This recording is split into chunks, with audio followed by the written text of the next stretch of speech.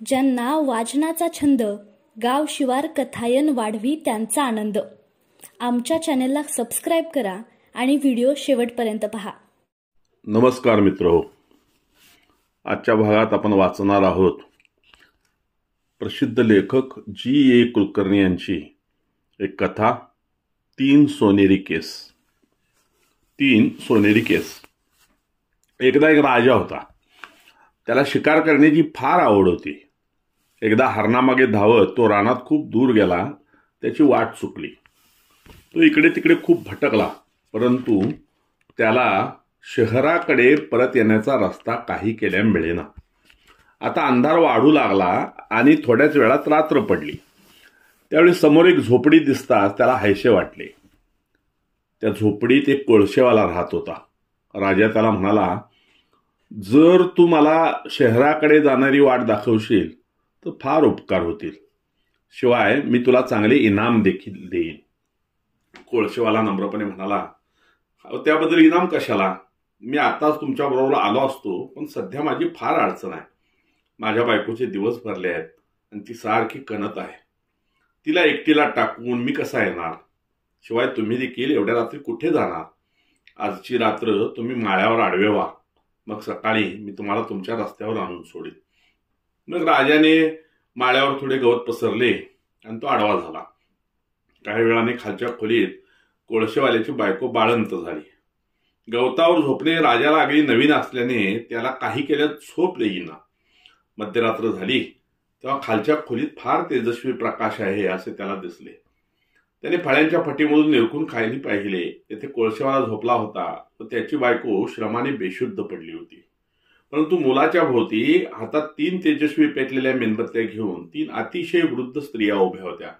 त्या सगळ्यांचे कपडे पूर्ण शुभ्र होते. त्यातील एकीने मुलाकडे बोट दाखवले व म्हटले, आयुष्यात त्याच्या वाट्याला फार संकटे येतील, ही माझी त्याला भेट आहे. दुसरी म्हणाली, पण तो त्या सगळ्या संकटातून सुखरूप पार होईल व त्याला दीर्घायुष्य लाभेल, ही माझी त्याला भेट आहे. तिसरी म्हणाली, वर माळ्यावर एक राजा झोपला आहे. आजच त्याला जी मुलगी झाली आहे त्या राजकन्येशी या मुलाचा विवाह होईल, ही माझी त्याला भेट आहे. मग तिघींनी आपल्या मेणबत्त्या विझवल्या आणि त्या नाहीशा होताच सारे शांत झाले.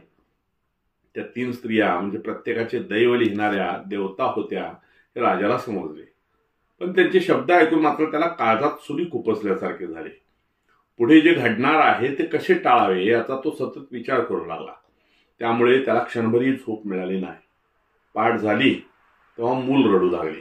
कोळशेवाला एकदम जागा झाला आणि त्याने दचकून इकडे तिकडे पाहिले, पण मुलाची आई निष्प्राण होऊन पडली होती. ते पाहून तो दुःखाने म्हणाला, दुर्दैवी मुला, आता पुढे तुझे कसे होणार? त्याची तू बिलकुल चिंता करू नको, राजा म्हणाला. तुझा मुलगा माझ्याकडे देशील तर मी त्याला आनंदाने वाढवेन.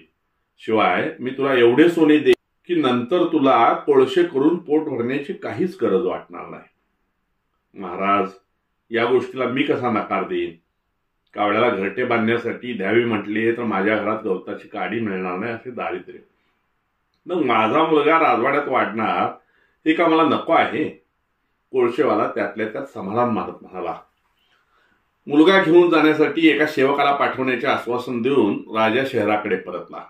तो राजवाड्यात आला, पण आदल्या रात्री आपल्याला मुलगी झाली आहे हे वृत्त ऐकता त्याचा चेहरा एकदम उतरला. त्याने आपल्या एका विश्वासू सेवकाला एकीकडे बोलावले व हलक्या आवाजात म्हटले, रानात एक कोळशेवाला राहतो. तेथे जाऊन तू त्याला ही सोन्याची नाणी दे, म्हणजे तो एक लहान मुलगा तुझ्या स्वाधीन करेल. येताना तू नदीजवळ आलास की त्या मुलाला नदीत बुडवून टाक. तू जर तसे केले नाहीस तर तू स्वतः नदी तळाला जाशील हे ध्यानात ठेव. सेवक कोळशेवाल्याकडे आला आणि नाणे देऊन त्याने त्याच्याकडून मूल घेतले. मग त्याने मुलास एका टोपलीत घातले आणि टोपली नदीत सोडली. परत येऊन त्याने राजाला ही हकीकत सांगितली. तेव्हा राजा म्हणाला, पिढा गेली या आगंतुक जावयाची. त्याला वाटले होते की नदीत टाकलेला मुलगा बुडून मेला, परंतु तसे घडले नाही. एखाद्या उबदार पाण्यात असल्याप्रमाणे तो सुरक्षित राहिला. एवढेच नाही तर नदी त्याच्यासाठी अंगाई म्हणत असल्याप्रमाणे तो शांतपणे झोपला. वाहत जात असता टोपली नदीकाठी राहणाऱ्या एका कोळ्याच्या झोपडीपाशी आली.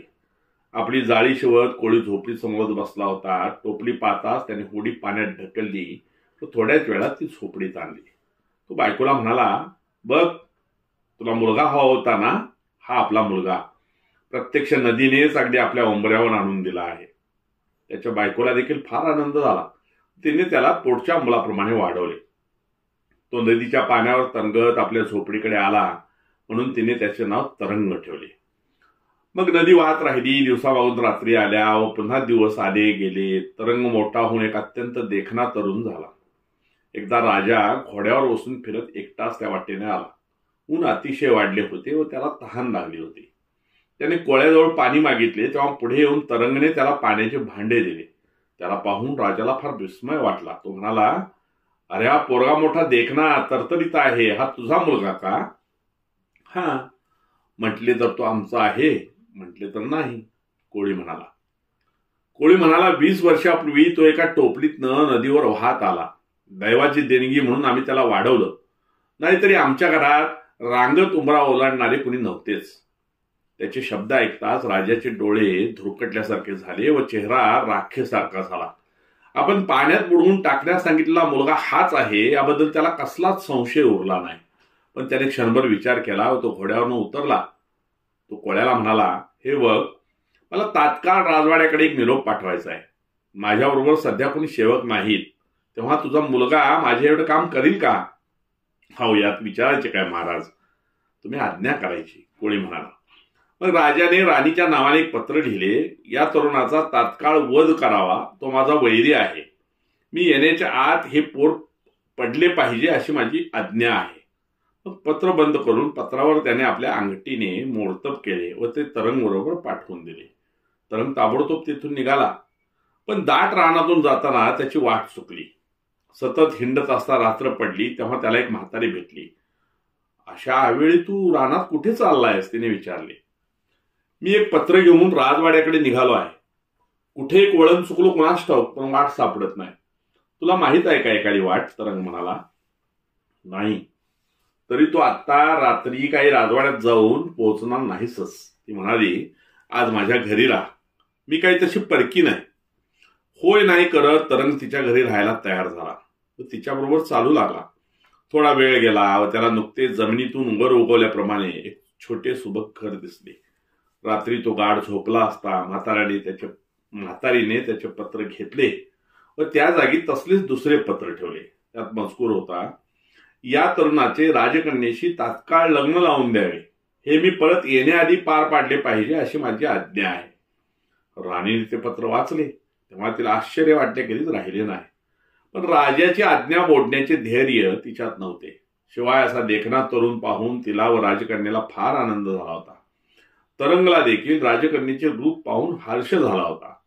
राणीने विवाहाची सारी तयारी केली व राजाच्या आज्ञेप्रमाणे सारे पार पाडले. काही दिवसांनी राजा परत आला.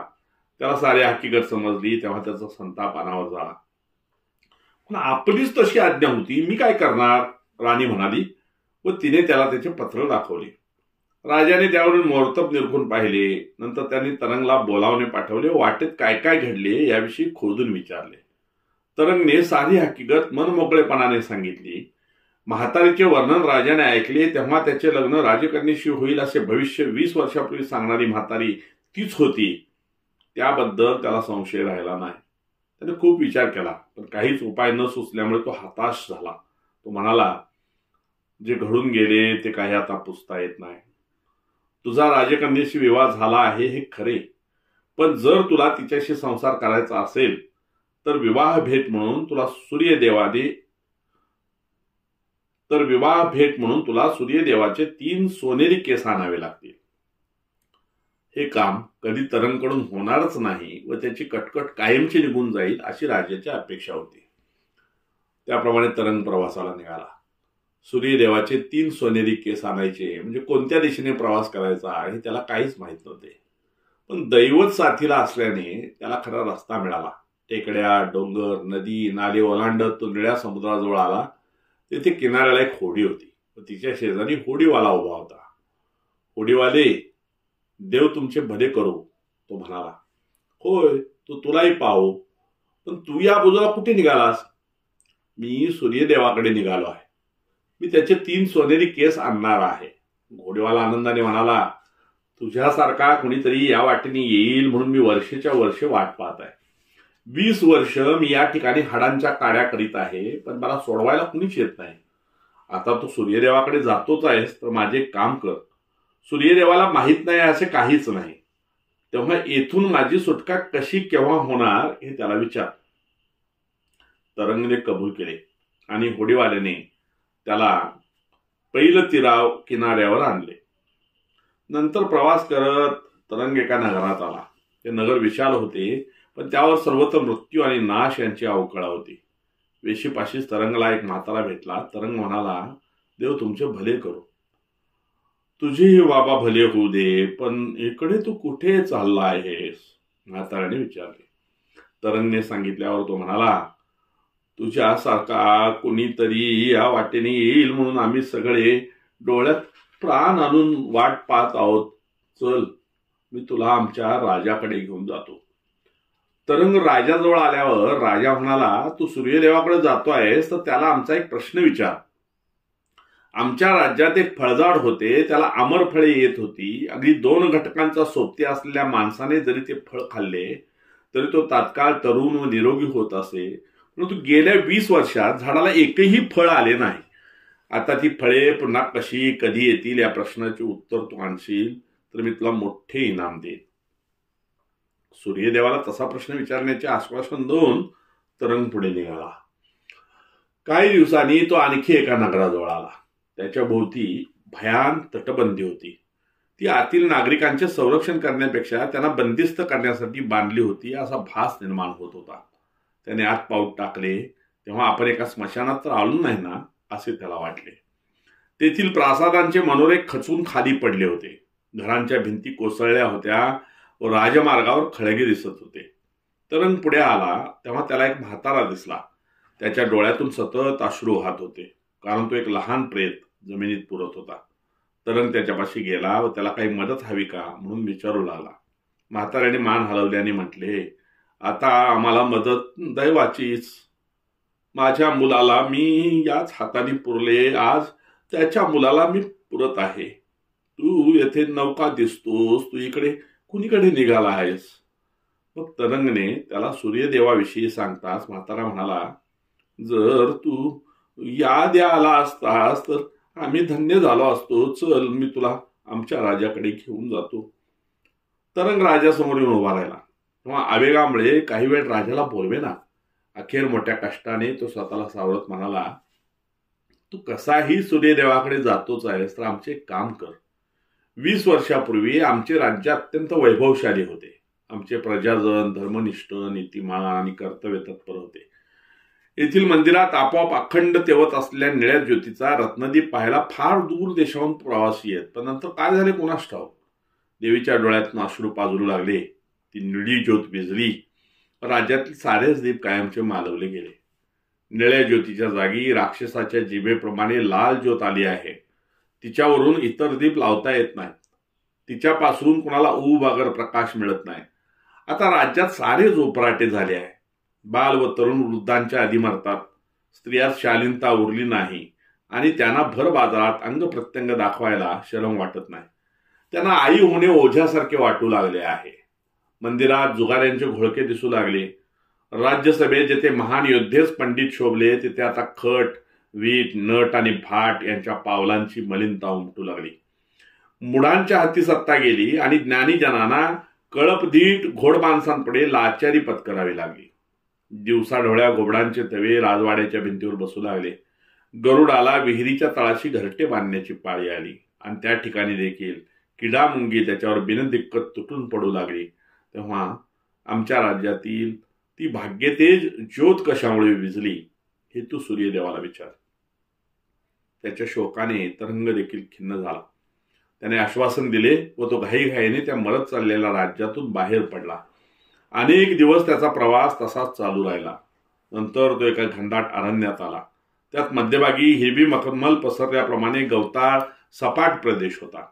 त्याच्या मध्यभागी एक प्रासाद होता आणि तो जणू अग्नीचाच केला असल्याप्रमाणे तेजाने तळपत होता. हे सूर्यदेवाचेच निवासस्थान होते. तरंग धीटपणे आत गेला. प्रथम त्याला आजूबाजूस कोणी दिसलेच नाही. पण त्याने जास्त निरखून पाहिले तेव्हा एका कोपऱ्यात एक म्हातारी सूत कातत असलेली त्याला दिसली. ये तरंग, पुन्हा आपली भेट होत आहे, ही आनंदाची गोष्ट आहे, ती हसून म्हणाली. तरंग पत्र घेऊन जाताना जिच्या घरात राहिला होता तीच ती म्हातारी होती. आता आणखी काय काम काढलेस? आपण कोणत्या कामावर निघालो आहोत हे तरंगने सांगताच ती प्रेमळपणाने हसली आणि ती म्हणाली, अरे बाबा, काम अवघड आहे पण अशक्य नाही. हा सूर्यदेव म्हणजे माझा मुलगाच आहे. तो सकाळी लहान मुलाप्रमाणे असतो, तर दुपारी तरणाबांड होतो आणि संध्याकाळी वृद्ध होऊन विश्रांतीसाठी घरी परततो. मी तुला त्याचे 3 सोनेरी केस मिळवून देईन, नाही तर माझ्या शब्दांना अर्थच राहणार नाही. पण एक गोष्ट मात्र कर, तू असाच येथे राहणे धोक्याचे आहे. संध्याकाळी तो परततो त्यावेळी तो भुकेने त्रस्त झालेला असतो. अशा वेळी तू समोर दिसलास की संपलेच. तू कोण काय हे सांगण्याआधीच त्याच्या एका नजरेत तू होरपळून जाशील. ते पलीकडे मोठे घंगाळ आहे ना, त्या खाली तू लपून बस. मग तरंगने तिला सूर्यदेवाला कोणते प्रश्न विचारायचे हे सांगितले. त्यावरती म्हणाली, विचारीन मी सारे प्रश्न, तू चिंता सोड. आता तो काय उत्तर देतो हे ध्यानात ठेवायचे तुझे काम. थोड्याच वेळात सारे आभाळ फडफडल्याप्रमाणे होऊन संजावात उसळला आणि भव्य सोनेरी केसांचा सूर्य पश्चिमेकडील खिडकीतून आत आला. मला परक्या माणसाचा वास येतो आहे. मला परक्या माणसाचा वास येतो आहे. तो एकदम थांबून म्हणाला, येथे कोणी नवीन आहे का? अरे, तू तर साऱ्या विश्वाचा डोळा आहेस. तुझी नजर चुकून येथे कोणी येऊ शकेल का? तू सारा दिवस माणसांच्या पृथ्वीवर फिरतोस, तेव्हा त्यांचाच वास तुझ्या नाकात गदडून बसला आहे, म्हातारी म्हणाली. तेव्हा वृद्ध सूर्य काही न बोलता जेवायला बसला. जेवणानंतर त्याने सोनेरी केसांचे डोके आईच्या मांडीवर ठेवले आणि तो झोपी गेला. त्याला चांगली झोप लागली आहे हे पाहून तिने एक सोनेरी केस ओढला व जमिनीवर टाकला. त्याला एखाद्या विशाल तंतुवाद्याची तार छेडल्याप्रमाणे धारदार आवाज झाला. काय झाले? कसला आवाज आला? जागा होऊन सूर्य म्हणाला, काही नाही. मला डुलकी लागली आणि मला एक स्वप्न पडले. कसले स्वप्न होते ते? मला स्वप्नात एक मोठे शहर दिसले. सगळीकडे उदास कळा होती. तेथील मंदिरातील निळी ज्योत जाऊन लाल ज्योत आली आहे. राज्यात तरुण वृद्ध आधी मरतात. स्त्रियांना विनय नाही, शील नाही. बोबडे वाड्यावर जातात आणि गरुड चोरटेपणाने विहिरीतील अंधारात राहतात. मूर्तीच्या डोळ्यातून सतत पाणी झिरपते. मला वाटले, असे का घडले? म्हातारी म्हणाली. त्याचे उत्तर अगदी सोपे आहे, सूर्य म्हणाला. त्या रत्नदीपाखाली एक विषारी सर्प आला आहे. त्याला दुसरा कसलाही प्रकाश नको म्हणून त्याने निळी ज्योत गिळली आहे. तो दिवसा भयंकर अस्वल होऊन विध्वंस करत हिंडतो आणि रात्री पुन्हा सर्प होऊन घराघरात फुटकार टाकतो. त्याला नष्ट केले तर ज्योत पुन्हा पेटेल, सर्वत्र पुन्हा प्रकाश येईल. पण सिंहाचा दात लावलेल्या बाणानेच अस्वल मरेल आणि मुंगसाच्या रक्ताने माखलेल्या तलवारीने सापाची खांडोळी करता येईल. सूर्य पुन्हा झोपला. तेव्हा म्हातारीने आणखी एक केस सोडला. त्या आवाजाने सूर्य जागा झाला आणि त्याने विचारले, आता आणखी काय झाले तुला? मला थोडी झोप लागे ना, आणि थोडी लागली. त्यात वेळी एक स्वप्न पडलं. एका राज्यात अमृत फळे देणारे झाड आहे, पण 20 वर्षात त्याला फळ आले नाही. त्याचे काय कारण असावे बरे? त्यावेळचा उपाय देखील फार सोपा आहे. त्या जागी खूप खोल अशी एक मूर्ती आहे. झाडाचे एक मूळ तेथपर्यंत जाऊन तिच्या उरावर उतरत आहे. त्यामुळे संतापून झाडाचे सारे अन्न ती शोषून घेत आहे. त्या मूर्तीला अन्य ठिकाणी जलमंदिर बांधून दिले तर झाडाला फळे येते. मग सूर्य पुन्हा झोपला. थोडा वेळ जाऊ देऊन म्हातारीने तिसरा केस ओढला आणि जमिनीवर टाकला. तेव्हा सूर्य पुन्हा जागा होऊन उठून बसला. तो थोड्या रागाने म्हणाला, आज तू मला झोपू देणार आहेस की नाहीस? मला अशी झोप लागते ना लागते तोच तुला एक स्वप्न पडते. वर्षातील सगळी स्वप्ने तू आज एकाच दिवशी संपून बसणार की काय? आता तर तू मला झोपू दिले नाहीस तर आताच निघतो बघ मी कामाला. हा शेरे काय करतोस वेड्यासारखे? म्हातारी म्हणाली. सकाळीच कधी संध्याकाळचा सूर्य पाहिला एका कुणी? आता मी तरी काय करणार, नको म्हटले तर स्वप्न यायची थांबतात की काय. आता हे एक स्वप्न बघ, मला एक होडीवाला दिसतो, 20 वर्षे तो त्या ठिकाणी झिजत आहे, त्याची सुटका कधी आणि कशी होणार. अगं तो होडीवालाच अगदी खुळचट आहे. सूर्य म्हणाला, त्याने आपले वल्ले धूर्तपणाने आणखी कोणाच्या तरी हातात दिले की काम संपले, त्याची सुटका होईल व तो दुसरा माणूस होडीवाला होऊन बसेल. आई, आता मात्र मला उठवू नको. त्या दूर देशात एक राजकन्या आहे, आपल्या नवऱ्याला माझे सोनेरी केस आणायला पाठवले म्हणून ती सारखी अश्रू ढाळत आहे. तू तिच्याकडे जाऊन तिचे सांत्वन का करत नाहीस. म्हातारी हसली पण काही बोलली नाही. सकाळी पुन्हा झंझावाताप्रमाणे वारा उसळला, पण आता म्हातारीच्या मांडीवर भव्य पण वृद्ध सूर्याचे डोके नव्हते. त्या जागी दैदिप्यमान असे मूळ होते. त्याने आईचा निरोप घेतला आणि पूर्वेकडील खिडकीतून बाहेर निघून गेला. मग म्हातारी घंगाळाकडे वळली. तिने तरंगला बाहेर काढले. अरे, मिळाली का तुला तुझ्या 3 प्रश्नांची उत्तरे. आता हे 3 केस घे आणि निघायची तयारी कर. आता हीच आपली शेवटची भेट, नंतर भेटायची काही गरजच उरणार नाही. आपले काम यशस्वी झाले म्हणून तरंगला अतिशय आनंद झाला होता, पण म्हातारीचे शब्द ऐकून त्याच्या डोळ्यात पाणी आले. त्याला समजावत म्हातारी म्हणाली, असे चालायचेच, योगायोगाने असे संबंध येतात व कधीतरी ते अटळपणे संपून जातात. जा आता निघ. तिचा निरोप घेऊन तरंग निघाला. तो पहिल्या नगरात आला तेव्हा राजा त्याची वाट पाहत होता. त्याने करून उत्सुकतेने विचारले, मिळाले का आमच्या काही प्रश्नाचे उत्तर. आनंदाची बातमी आहे, तरंग म्हणाला. रत्नदीपाच्या खाली विषारी सर्प आहे. दिवसा तो अस्वल होतो व रात्री सर्प होऊन घरोघरी फुतकार टाकतो. त्याला नाहीसे केल्यास ज्योत पेटेल. अस्वलाला मारायचे असेल तर सिंहाचा दात लावलेला बाण हवा आणि सापाला मारायला मुंगसाच्या रक्ताने माखलेली तलवार हवी. राजाने तत्काळ आपली शिकारी अशा तऱ्हेचे बाण देऊन रानात पाठवले. 2-3 लहान अस्वले मारताना काही झाले नाही, पण एका अजस्र तपकिरी अस्वलाला वरमी बाण लागला व ते डोंगराच्या कड्याप्रमाणे खाली कोसळले. तेव्हा त्यातून वेगवान काळा प्रवाह वाहू लागल्याप्रमाणे 2 हात रुंद फणा असलेला साप बाहेर पडला व मंदिराकडे धावला. पण त्या ठिकाणी राजाने रक्ताने माखलेल्या तलवारी घेतलेले सैनिक उभे केले होते. त्याने क्षणातच त्याची खांडोळी केली. तेव्हा मंदिरात लक्कन निळी ज्योत पेटली. तेथे सर्वत्र नीलमण्यांचा निरव स्फोट झाल्याप्रमाणे तेजस्वी निळा रंग पसरला. मूर्तीच्या डोळ्यातील पाझर थांबले. राजवाड्याच्या भिंतीवरील घोबडे मळून खाली पडली आणि सोनेरी लालसर विशाल पंखाचे गरुड पर्वत शिखराकडे निघून गेले. मग राजाने 7 दिवस आनंदोत्सव साजरा केला. नंतर निरोप देतेवेळी त्याने तरंगला कापसासारखे शुभ्र 12 घोडे व त्यांच्यावर लादता येईल एवढे सोने दिले.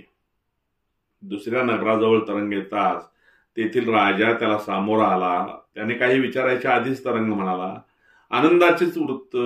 झाडाखालीच खूप खोल एक अत्यंत पवित्र मूर्ती आहे. त्या मूर्तीला दुसरीकडे हलवल्या झाडाला फळ येतील. मग अनेक मजूर लावून राजाने मूर्ती वर काढली. अत्यंत भक्तिभावाने पद्म सरोवरामध्ये असलेल्या लहान बेटावर तिची स्थापना केली. झाडाभोवती खणलेली माती परत टाकण्याच्या आत झाड एकदम जिवंत झाले. आभाळ भरून टाकणारी फुले त्यावर उमलली आणि थोड्याच वेळात त्यावर पाना इतकी सोनेरी फळे दिसू लागली. मग राजाने 7 दिवस आनंदोत्सव केला. नंतर निरोप देतेवेळी त्याने तरंगला कृष्णचंदनाचे 12 काळे घोडे त्यांच्यावर लादता येईल एवढे सोने दिले. नंतर काही दिवसांनी तो निळ्या समुद्राजवळ आला. तेथे होडीवाल्याने विचारले, माझ्या प्रश्नाचे काही उत्तर मिळाले का. होय, मिळाले, पण आधी तुम्हाला पैल तरी ने, मग मी ते तुला सांगेन, तरंग म्हणाला. तसे करण्यास होडीवाला प्रथम तयार होईना, पण दुसरा कोणताच मार्ग नाही हे पाहून त्याने तरंग व त्याचे 24 घोडे यांना किनाऱ्याकडे आणले. जमिनीवर उतरल्यावर तरंग म्हणाला, आता जर कुणी येथे आले तर वल्ले त्याच्या हातात दे व तू होडीतून किनाऱ्यावर उडी मार, म्हणजे तुझी सुटका होईल आणि तो माणूस तुझ्या जागी होडीवाला होऊन बसेल. सोनेरी केस, कापसाच्या रंगाचे 12 घोडे, कृष्णचंदनाच्या रंगाचे 12 घोडे आणि त्यांच्यावर लादलेली अगणित संपत्ती घेऊन तरंग परत आला.